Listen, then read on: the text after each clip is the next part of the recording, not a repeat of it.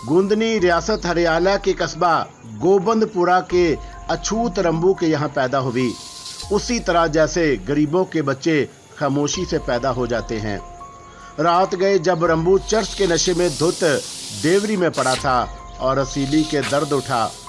घर में और कोई नहीं था और शदीद तकलीफ के आलम में उसने रंबू को झंझोड़ कर उठाने की कोशिश की, लेकिन रंबू तो उस वक्त अंदर सभा में बैठा दम लगा रहा था। वो आंखें बंद किए मुस्कुराने के सिवा और कुछ ना कर सका। इस काम से फारग होकर वो दरवाजे पर पहुंचा। उसने उसी अंदाज से दरवाजे पर 3 बार दस्तक दी। दस्तक बाहर सुनाई दी थी और दरवाज़ा जल्दी से खुल गया। भगवान दास तेजी से बाहर निकल आया और दरवाज़ा बंद हो गया। बाहर खड़े हुए दोनों पहरेदारों ने आगे बढ़ पीछे से उसका जायजा लिया और बोले, ठीक है, कोई निशान नहीं है। भगवान दास ने पुरस्कून अंदाज में गर्दन हिला दी और फिर एक तरफ को चला गया। रियासत हरियाणा हिलकर रह गई थी। प्रणाम लाल का दिमाग माऊफ हो गया था। पे दर पे हादसे हो रहे थे। रतन कौर की गद्दारी से ही वो सख्त दिल बर्दाश्ता हुए थे और लेपराज कंवल ने उसे संभाल लिया था। रियासत द्वारका से तसव गरीब हो गए थे।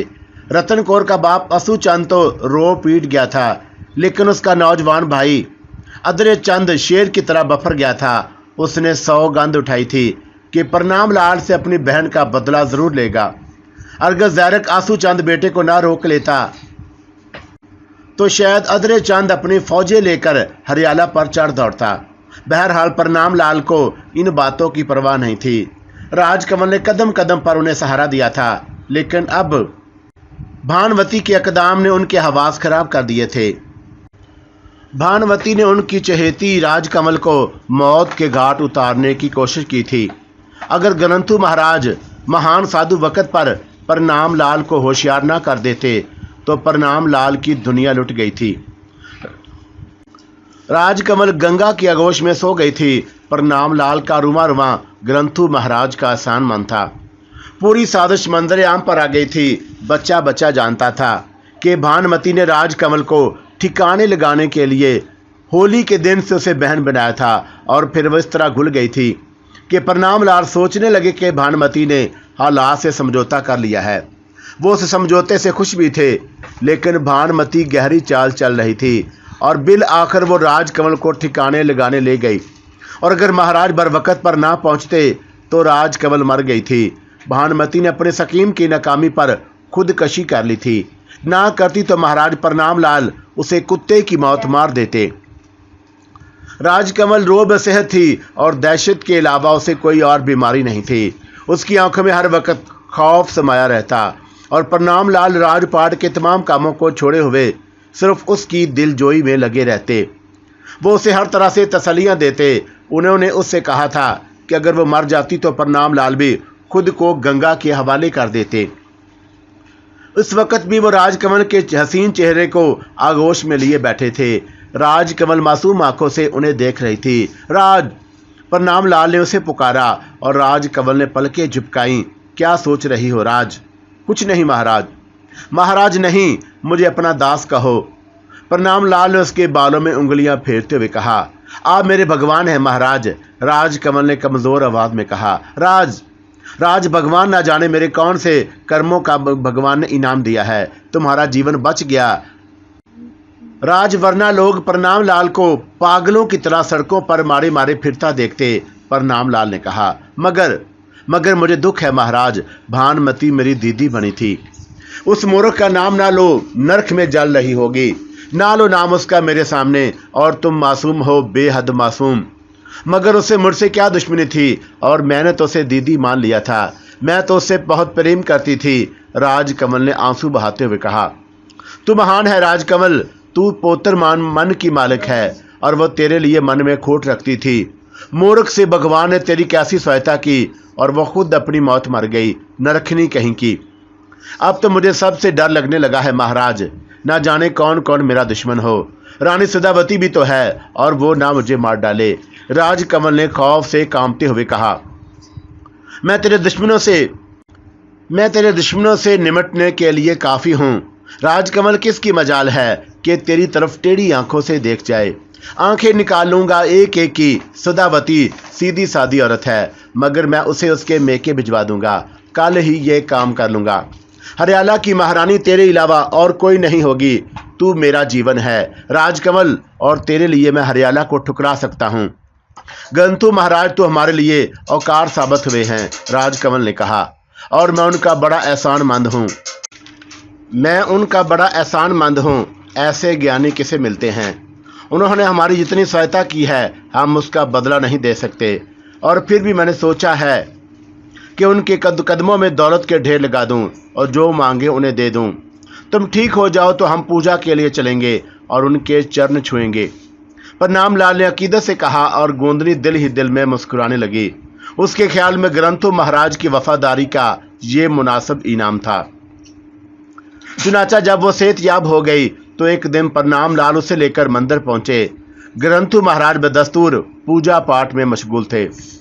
परनाम लाल अकीदत से उनके पीछे खड़े हो गए। किसी दासी वगैरह को साथ नहीं लाया गया था। और फिर जब महाराज पूजा से फारग हुए तो उन्होंने पलटकर उन दोनों को देखा। आओ प्रणामी, कैसी हो राजकमल? महाराज की कृपा है, आज अपने कदमों में चलकर महाराज के दर्शन करने आई हूँ। भगवान तुम्हें सुखी रखे। राजकमल का आपने जीवन दिया है महाराज, और मैं आपके इस एहसान का बदला 7 जन्म में भी नहीं उतार सकता। पर मैं आपकी कुछ सेवा करना चाहता हूँ। मेरी समझ में नहीं आता कि महाराज के मैं आपकी सेवा कैसे करूँ। साधु को किसी चीज़ की इच्छा नहीं है प्रणामी, बस मंदिर का ये कोना काफ़ी है। जिस चीज़ की ज़रूरत होगी तुझसे मांग लूँगा, ग्रंथु महाराज ने कहा, और प्रणाम लाल का दिल अकीदत से भर गया। काफ़ी देर तक प्रणाम लाल और गोंदनी ग्रंथु महाराज के चरणों में बैठे रहे और फिर से उनसे इजाज़त लेकर वापस चले गए।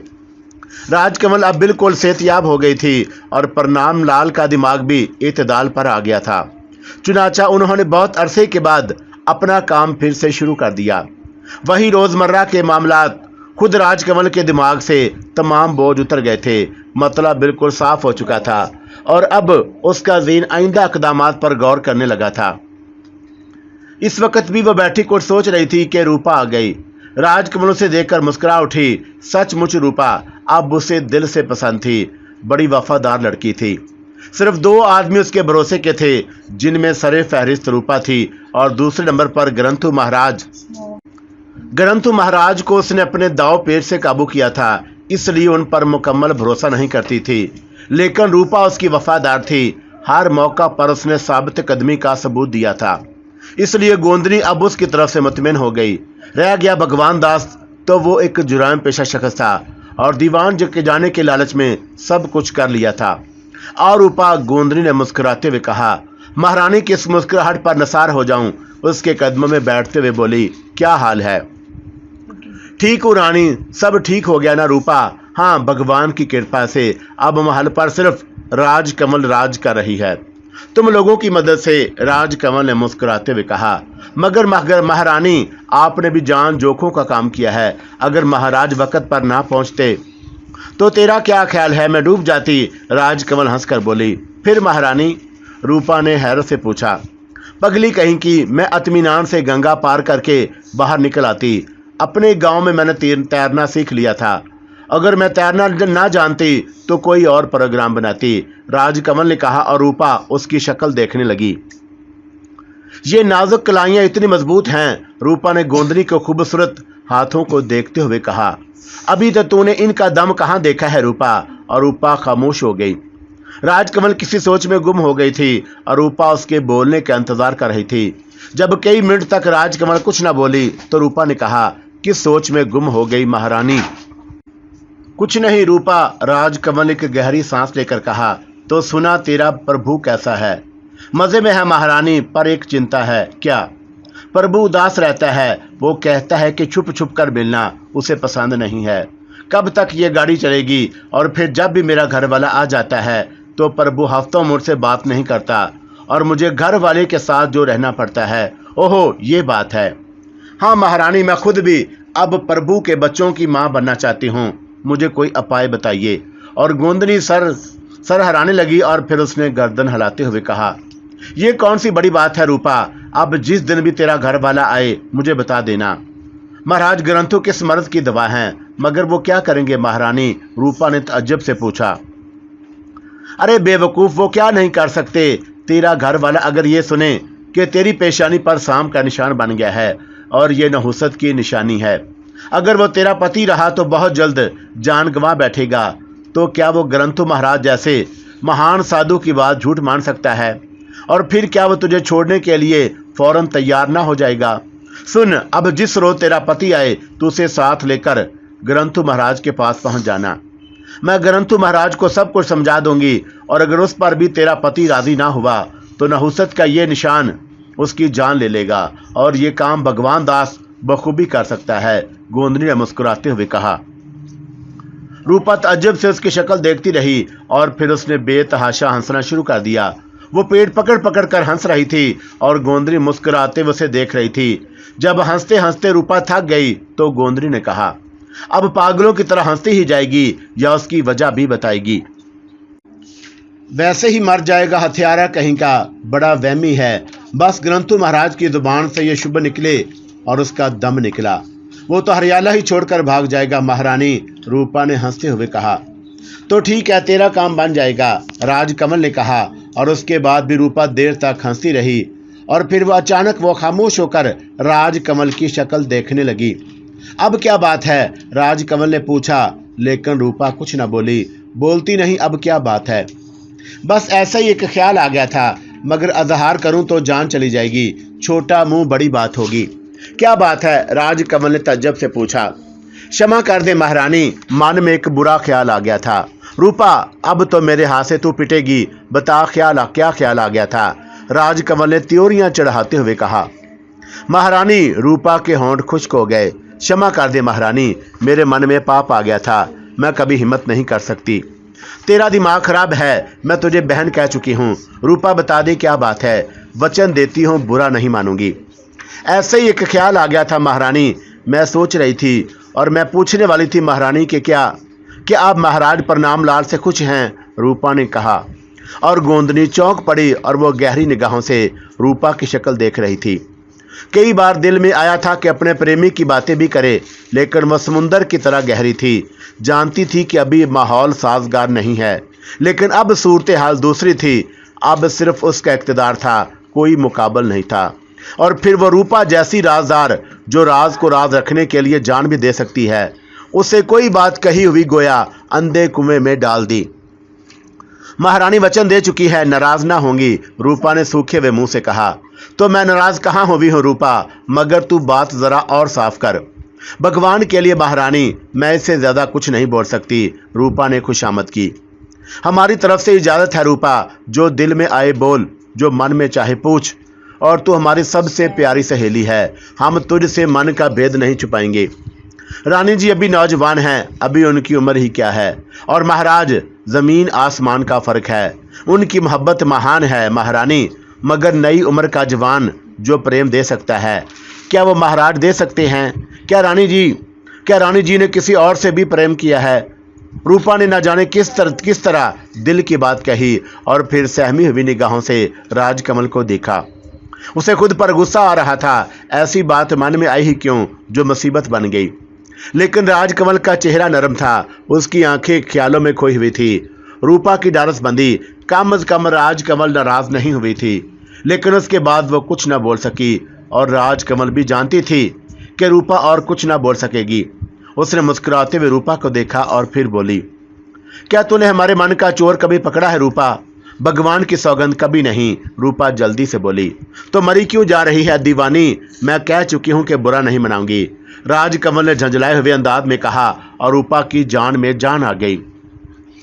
रानी जी की कृपा है, मगर रानी जी ने जवाब नहीं दिया। प्रेम से कौन सा दिल खाली है रूपा, मगर बाद लोगों की जिंदगी में प्यास ही प्यास होती है, उन्हें पानी नहीं मिलता। गोंदनी का लहजा अजनबी था, रूपा हैरान रह गई। अपनी सखी अपनी दासी को नहीं बताएंगी महारानी? मैं जान देकर भी ये राज जुबान पर नहीं लाऊंगी। तेरा ख्याल ठीक है रूपा, हमारे मन में भी प्रेम से खाली नहीं है, मगर ये प्रेम अपने पर्दे की तारीकियों में छुपा दिया गया है। हमने कभी उसे अपनी जुबान पर नहीं आने दिया। महारानी, रूपा ने लरसी हुई आवाज में कहा, क्या ये सच है महारानी? हाँ रूपा, हम बड़े अभागी हैं। हमने बरसों से अपने प्रेमी की शक्ल नहीं देखी, ना जाने वो किस हाल में होगा। वो कौन है महारानी, अपनी रूपा को बताओ। मैं जीवन की बाजी लगाकर उसे मिलूंगी, उसे देखूंगी। मगर आपने उसके साथ अच्छा नहीं किया। क्या वो आपके गांव का था? ये सब कुछ बताने का समय नहीं आया है रूपा, और समय आने पर तुझे सब कुछ बता देंगे। अभी इतना ही काफ़ी है। महाराज हमें बेपनाह चाहते हैं और हम उनकी मोहब्बत का अपमान नहीं कर सकते। अगर तो हमारी राजदार सखी ना होती तो हम तुझे ये बात मरते दमे तक कभी ना बताते। रूपा पर भरोसा रखो महारानी, अगर कोई उसकी आंखें भी निकाल देगा तो ये राज रूपा के होंठों से कभी ना फूटेगा, मगर मेरा मन महारानी के लिए तड़पेगा। पगली है तू, हम तड़प नहीं रहे, तू भी चिंता ना कर। हम तदबीर से तकदीर बनाने के कायल हैं। समय आएगा जब सब ठीक हो जाएगा। मैं उसे देखने के लिए बेचैन हूँ महारानी। रूपा ने सीने पर दोनों हाथ रखते हुए कहा। अवश्य देख लेगी, और बहुत समय नहीं रह गया है, राजकमल ने मुस्कुराते हुए कहा, और रूपा उसकी शक्ल देखती रह गई। भगवान दास आया है महारानी, रूपा ने इतला दी और राजकमल चौंक कर उसे देखने लगी। फिर उसने गर्दन हिलाते हुए कहा, भेज दे रूपा और खुद दूर चली जा, ख्याल रखियो कि कोई अंदर ना आने पाए। रूपा चौंक कर उसे देखने लगी और फिर जल्दी से बाहर निकल गई। उसके जहन में एक ख्याल आया, क्या भगवान दास ही राजकमल का मंजूर नजर है? लेकिन भगवान ना तो बिल्कुल जवान था, ना खूबसूरत। ये कैसे मुमकिन है? और अगर यही बात है तो बहुत अजीब बात है। राजकमल जैसी सुंदर रानी हो तो एक से एक हसीन नौजवान जीवन दान कर सकता है, फिर ये भगवान दास क्यों? उसने गौर किया तो उसका यह ख्याल मजबूत मालूम हुआ। भगवान दास ने राजकमल के लिए बहुत कुछ किया था, लेकिन राजकमल उसे उसका मुआवजा भी देती रही है। खुद रूपा के हाथों उसने भगवान दास को बहुत कुछ दिया है। नहीं नहीं, वो भगवान दास नहीं हो सकता। बहरहाल वो एक हद से आगे नहीं बढ़ सकी और उसने बाहर निकलकर भगवान दास को अंदर भेज दिया। थोड़ी देर के बाद भगवान दास राजकमल के सामने था। उसने अदब से राजकमल को प्रणाम किया और राजकमल ने मुस्कुराते हुए उसे जवाब दिया, सुनाओ भगवान दास, कैसे आए? किसी चीज की जरूरत है? महारानी की कृपा से सब कुछ मौजूद है। मैं महारानी को उनका वचन याद दिलाने आया हूँ। उम्र बीती जा रही है महारानी, अब अपना वचन भी पूरा कर दें। आप देखेंगी कि भगवान दास मंत्री बनकर हरियाला की किस्मत बदल देगा, महाराज का बहुत सा बोझ बांट लेगा। राजकमल ने गर्दन हिलाई और फिर बोली, बैठ जाओ भगवान दास। और भगवान दास बैठ गया। बेशक तुमने हमारे लिए जो कुछ किया है उसका सिला तुम्हें मिलना चाहिए। हम अपना वचन पूरा करेंगे, लेकिन उसके लिए भी तुम्हें ही काम करना होगा। मैं सब कुछ करने को तैयार हूँ महारानी।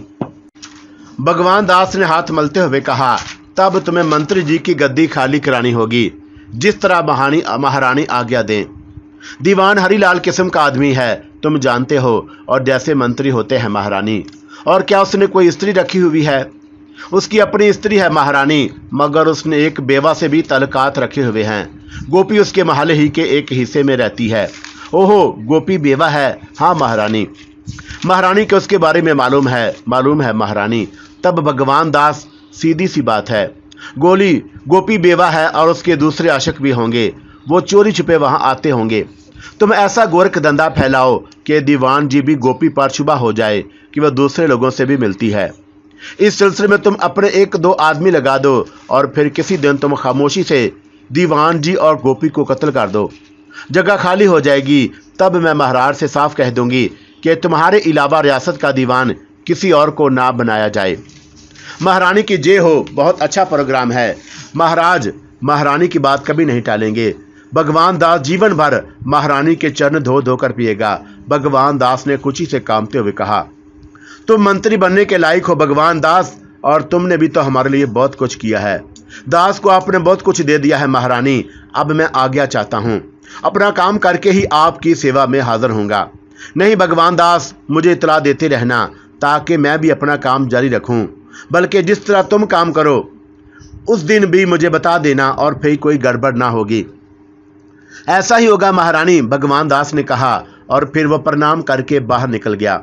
राजकमल के होंठों पर जहरीली मुस्कुराहट फैल रही थी और फिर उसने ज़हरी लब कहा, और ठीक है, तुम पर भी ज्यादा भरोसा नहीं किया जा सकता भगवान दास, मैं तुम्हें मंत्री जरूर बनवा दूंगी। और फिर उसने रूपा को बुलाने के लिए गंग बजा दिया और चंद मिनट के बाद रूपा अंदर आ गई।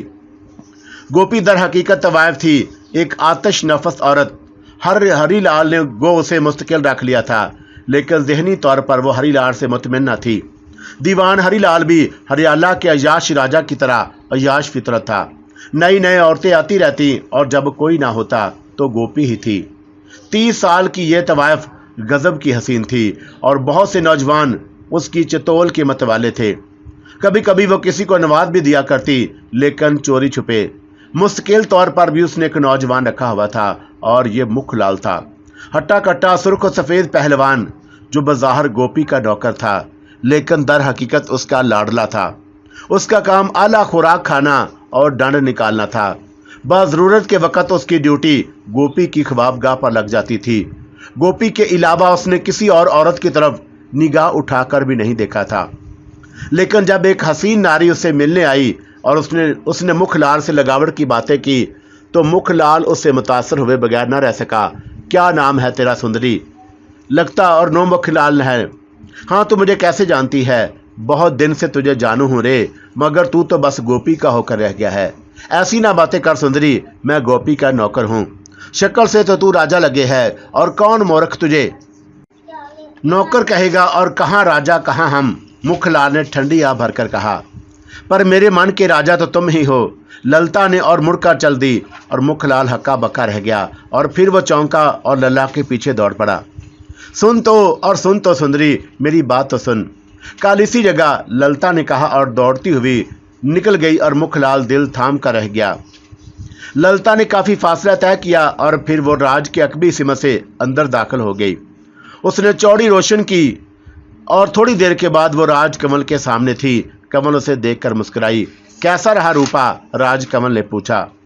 ये मर्द नीच जात बड़े ही नदीदे होते हैं महारानी। मुखलाल महाराज फंदे में फंस गए हैं, फिर कल मैं मिलने जाऊंगी। एहतियात रखना रूपा, बड़ी होशियारी से काम करना। भगवान दास बेहद चालाक इंसान है और उसकी निगाह तुम पर ना पड़ने पाए। रूपा पर भरोसा रखे महारानी, जैसा चाहेंगी वैसा ही होगा, रूपा ने कहा और राजकमल मुस्कुराने लगी। भरोसा ना होता तो इतना बड़ा काम तुझसे ना करवाया होता, और वैसे उसके बारे में जैसा सुना है वैसा ही है वो, और इससे भी कुछ ज़्यादा महारानी। उसके मोटे मोटे हाथ पांव देखकर डर लगे है। राजकमल किसी सोच में डूब गई और फिर बोली, ठीक है, आज का काम खत्म, महाराज आते होंगे। रूपा मुस्कुराती हुई बाहर निकल गई। भगवान दास ने अपना काम शुरू कर दिया था और वह मुसलसल दीवान हरीलाल के पीछे लगा हुआ था। उसकी एक एक हरकत पर निगाह रखता था और कई बार वो हरीलाल के पीछे गोपी की ख्वाबगाह तक भी पहुंच गया था और वह सिर्फ मौका का मुंतजिर था। वो चाहता था कि किसी मुनासिब मौका पर हरीलाल को गोपी की ख्वाबगाह पर ही कत्ल कर दे और उस कत्ल को ऐसा रंग दे जैसे गोपी के हाथों ने हरीलाल को कत्ल कर दिया हो। वो जल्द से जल्द ये काम कर लेना चाहता था और उसके लिए सिर्फ सिचुएशन का जायज़ा ले रहा था। यूं तो वो ये काम किसी भी वक्त कर सकता था और उस जैसे इंसान के लिए ये कोई बड़ी बात नहीं थी, लेकिन फिर भी दीवान जी का मसला था। कोई ऐसा कमज़ोर पहलू नहीं छोड़ना चाहता था जिससे उस पर शुबा किया जा सके। बहरहाल एक हफ्ते की तगोदो के बाद उसने पूरी पोजीशन समझ ली और फैसला कर लिया कि दूसरी रात वो लाल और गोपी की ज़िंदगी की आखिरी रात होगी, लेकिन वादे के मुताबिक रानी राजकमल को भी बताना था। चुनाचा दूसरे दिन सुबह वो राजकमल की खिदमत में हाजिर हो गया। राजकमल ने हस्बे मामूल उसका खैर मकदम किया। क्या हाल है भगवान दास? कृपा है महारानी की, आज रात में अपना काम कर रहा हूँ, भगवान दास ने कहा। खूब, इसका मतलब है कि कल का दिन हंगामी होगा। ठीक भगवान दास, तुम अपना काम करो, मगर रात कर किस वक्त? 12 बजे के समय महारानी। ठीक है, मैं तुम्हारी कामयाबी का इंतज़ार करूंगी, राजकमल ने कहा, लेकिन उसकी आंखों से उबलता हुआ जहर किसी ने नहीं देखा था। महारानी रूपा ने मोहब्बत अमीज़ निगाहों से गोंदनी को देखते हुए कहा, बाहर कोई मौजूद तो नहीं है? कोई नहीं है महारानी, मगर बात क्या है? महारानी जी कुछ। जुमला पूरा होने से पहले ही राजकमल ने उसके होंठों पर हाथ रख दिया और रूपा ने उसकी उंगलियां चूम ली। मगर मुखलाल का क्या हाल है रूपा? राजकमल ने पूछा। ठीक है महारानी, रंग पर आ गया है, हर वक्त एक ही रट लगाए रहे है, रूपा ने शर्माते हुए कहा। तूने क्या जवाब दिया? राजकमल ने उसे संजीदगी से देखते हुए कहा, क्या जवाब दूं पापी को? बस चालाकी से टाल देती हूँ, पर महारानी जी वो ज़्यादा दिनों तक नहीं टलेगा और मेरे लिए मुसीबत बन जाएगा। कहीं किसी दिन ज़बरदस्ती पर ना उतर आए। समय आ गया है रूपा, आज आखिरी रात है। आज की रात तेरा सख्त इम्तहान है। भगवान दास आज हरीलाल के पास जा रहा है। तू जानती है कि तेरा इस नाटक में क्या पाठ है? ओहो! और रूपा फिर संजीदा हो गई। मैं जानती हूँ महारानी, उसने सरसराते लहजे में कहा। एक काम भी गलत हो गया तो नाटक का रंग बदल जाएगा। भगवान ने चाहा तो सब ठीक हो जाएगा, रूपा ने कहा और राजकमल उसकी आंखों में झांकने लगी और फिर उसने एक गहरी सांस लेकर गर्दन हिला दी। रूपा किसी सोच में डूब गई थी। क्या बात है रे, आजकल तू खोया खोया सा रहता है। मेरे काम में भी मन नहीं लगाता, गोपी ने मुखलाल की चौड़ी पुश्त पर हाथ मारते हुए कहा और मुखलाल चौंक पड़ा। वो गोपी की पिंडलियां दबा रहा था, सफ़ेद सफ़ेद संगे मरमर से तुरशी हुई पिंडलियां, जिन्हें दबाते हुए मुखलाल की आंखें और चेहरा सुर्ख हो जाता था और गोपी हमेशा उसकी इस कैफियत से मसरूर हो जाती थी। उसे अपनी नस्वानियत की दिलकशी पर गरूर होने लगता था और फ़ख्र से उसका सीना तन जाता था। वो मुखलाल को ज़्यादा से ज़्यादा तड़पाती और जब वो बेकाबू हो जाता तो खुद को उसके हवाले कर देती। इन हालात में मुखलाल एक बफरा हुआ सांड होता था, जिसकी नाक से शोले निकल रहे होते और वह सामने आने वाली हर शय को रोंदने के लिए बेचैन हो जाता। आज भी मुखलाल के हाथ गोपी की चिकनी पिंडलियों पर फैल रहे थे, लेकिन उसका दिमाग कहीं और था। आज उसे इन पिंडलियों की चकनाहट का एहसास नहीं था। आज उसके चेहरे पर तपश थी न सुर्खी, और वो कहीं और खोया हुआ था। और ये कैफियत पिछले कई दिनों से थी। गोपी महसूस किए बगैर न रह सकी और उसने मुखलाल से यह सवाल कर दिया। मुखलाल अजीब अंदाज से उसका चेहरा देखता रहा और वो एक सीधा साधा नौजवान था। छल कपट उसे आते नहीं थे। उसने गहरी सांस ली और बोला, नाराज तो नहीं होगी देवी जी? नहीं, क्या बात है? मुझे प्रेम हो गया है देवी जी, और मैं अब उसके बिना नहीं रह सकता। भगवान के लिए उसके संग मेरे फेरे करा दो। मुखलाल ने गोपी के पांव पकड़ लिए, लेकिन गोपी के तन बदन में आग लग गई। उसने मुखलाल को गोया खरीद लिया था। मरियल सा लौंडा आया था और गोपी की गहरी निगाहों ने जांच लिया कि अगर उसकी खिलाई की जाए तो कुछ से कुछ बन जाएगा। चुनाचा हवस परस्त गोपी ने उसे खरीद लिया और फिर उसने मुखलाल पर बेदरी खर्च किया। हरीलाल जैसा अहमक गोपी को कब खुश रख सकते थे, और वो तो बस दौलत बटोरने का एक जरिया थे। चुनाचा गोपी उनसे समेटती रही और मुखलाल को खिलाती रही। उसके वहमो गुमान में भी नहीं था कि इस च्योंटी के भी पर निकल आएंगे, लेकिन वो जानती थी कि मुखलाल सीधा साधा आदमी है। खुद उसने किसी नारी की तरफ बढ़ने की कोशिश नहीं की होगी, फिर वो कौन है जिसने गोपी के माल पर हाथ साफ करने की कोशिश की थी? चुनाचा मुखलाल पर बरस पड़ने की बजाय उसने चालाकी से काम लिया और उसी अंदाज में बोली, पर है वो कौन रे, और कुछ आता पता तो बता दे। उसका नाम ललता है देवी, और बड़ी सुंदर है, बिल्कुल कमल के फूल की तरह। मुखलाल ने कहा, कहाँ रहती है और तुझसे कैसे मिली? ये सब मुझे नहीं मालूम देवी जी, बस यहाँ आई थी। अक्सर आती रहती है और वो भी मुझसे प्रेम करती है। देवी जी, आप मेरा ये काम करा दें देवी जी, और जीवन भर दुआएं दूंगा। दुआएं? और गोपी ने खोलते हुए दिमाग पर काबू पाने की कोशिश करते हुए कहा, और क्या उसने अपना तन बदन तेरे हवाले कर दिया? नहीं देवी जी, वो बड़ी पोतर है और मुझे छूने भी नहीं देती, पर जब मेरे उसके साथ फेरे हो गए तो उस पर मेरा अधिकार होगा। मुखलाल ने मोहब्बत में कहते हुए लहजे में कहा, लेकिन ये लहजा गोपी के दिल पर आरे चला रहा था। हद से ज्यादा बर्दाश्त कर रही थी मुखलाल उसका महबूब था और कुछ नहीं कह सकती थी, लेकिन वो उस लड़की को मजा चिखाना चाहती थी। उसके जिस्म के टुकड़े टुकड़े कर देना चाहती थी, जिससे उसने छेड़ने की कोशिश की थी। अजीब प्रेमी है तो मुखलाल, और तूने अपनी प्रेम भी नहीं मालूम किया। कुछ मालूम तो हो कि वह कौन है, कहाँ से आई है? देवी जी, वो तो किसी अप्सरा की तरह आसमान से मेरे मन मंदिर में बैठ गई है, और उसके सामने मैं संसार में हूँ और मुझे कुछ याद नहीं रहता। ठीक है मुखलाल, अब की बार जब वो आए तो मेरे पास ले आना। अगर राजी से ना आए तो ज़बरदस्ती उठाकर ले आना, और उससे उसके बारे में मालूम करूँगी और फिर तेरे फेरे करा दूंगी। गोपी ने पाँव सकेटते हुए कहा। भगवान तुम्हें सुखी रखे देवी जी, मुखलाल से गोपी की कमर में हाथ डालते हुए कहा, लेकिन गोपी पीछे हटा और उस वक्त उसका दिल मुखलाल का खून पी जाने को चाह रहा था। उसकी बरहमी मुखलाल को होशियार कर सकती थी और इस तरह से उसे इंतकाम नहीं ले सकती थी जिसने उसकी मोहब्बत पर डाका डालने की कोशिश की थी। इसलिए उसने खुद को संभाला और मुखलाल की कमर से हाथ निकालते हुए बोली, बस अब तू जा, मगर उसे मेरे पास लाना ना भूलना। ले आऊंगा देवी जी। नहीं, आज नहीं, हरिलाल महाराज को आने दो, बस तू जा, गोपी ने कहा और मुखलाल खुश खुश गर्दन हिलाकर निकल गया। लेकिन गोपी की आंखों से शरारे निकल रहे थे। ललता का पता मालूम हो जाता तो वो खुद जाकर उसके जिस्म की धज्जियां बखेर देती और वे को खूबसूरत छप्पड़ खाट पर बैठी। उसी वक्त दीवान जी के आने की इत्तला मिली और गोपी संभल गई। हरिलाल जी को उन वाकयात की भिनक भी नहीं मिलनी चाहिए थी। वो एक जबरदस्त असामी थे और जिसने गोपी की इज्जत बढ़ा दी थी और फिर हरिलाल की वजह से उसकी माली हालत बेहतरीन हो गई थी। उसे मालूम था कि हरिलाल ने कभी मुखलाल की तरफ तवज्जो नहीं दी और वो उसे सिर्फ एक मुलाजिम समझते हैं। अगर उन वाकयात का पता चल जाए तो मुखलाल को कभी कभी बर्दाश्त नहीं करेंगे। चुनाचा उसने अपना मूड बदल लिया और हरिलाल का इंतजार करने लगी। हरिलाल धोती का पल्लू संभालते हुए अंदर दाखिल हुआ और गोपी उनके स्वागत के लिए खड़ी हो गई। उसने दोनों हाथ जोड़कर उन्हें प्रणाम किया और हरिलाल जी ने नमस्ते करते हुए आगे बढ़े। क्या कर रही थी हमारी रानी? उन्होंने मोहब्बत भरे लहजे में कहा।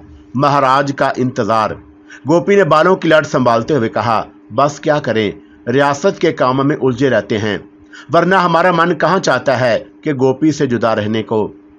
लाल ने गोपी को छप्पड़ खाट पर बिठाते हुए कहा और फिर खुद भी उसके साथ ही बैठ गई। गोपी ने अपना सर उनके जानों पर रख दिया।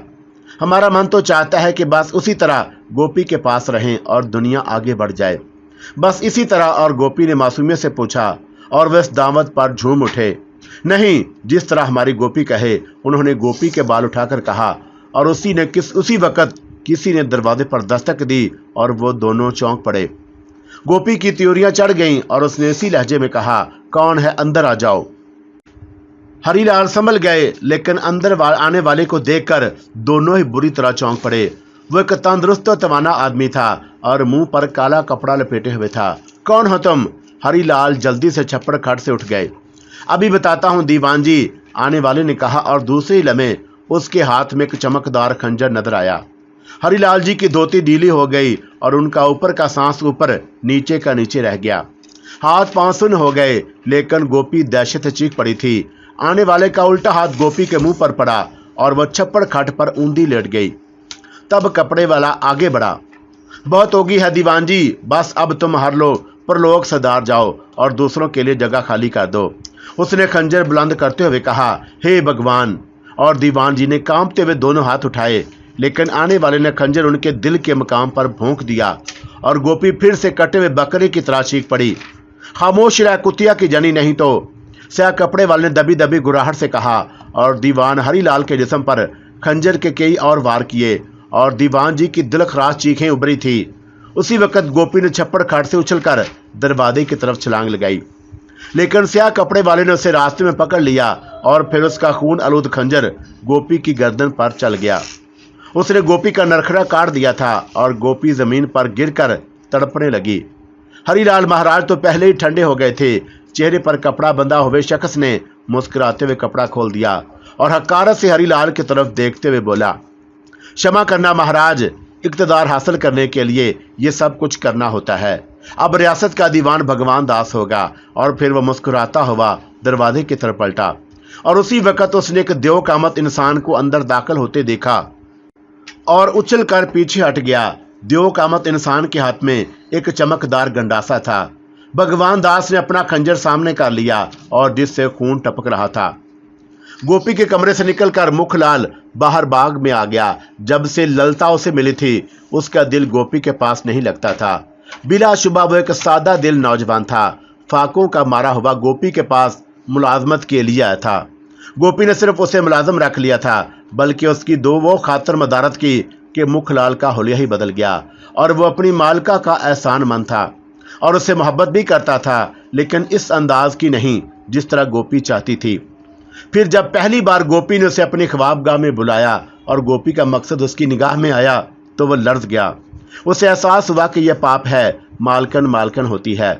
लेकिन गोपी ने उसे शराब पिलाकर उसके दिल से गुनाह का एहसास निकाल दिया और फिर बार बार गुनाह होने लगा।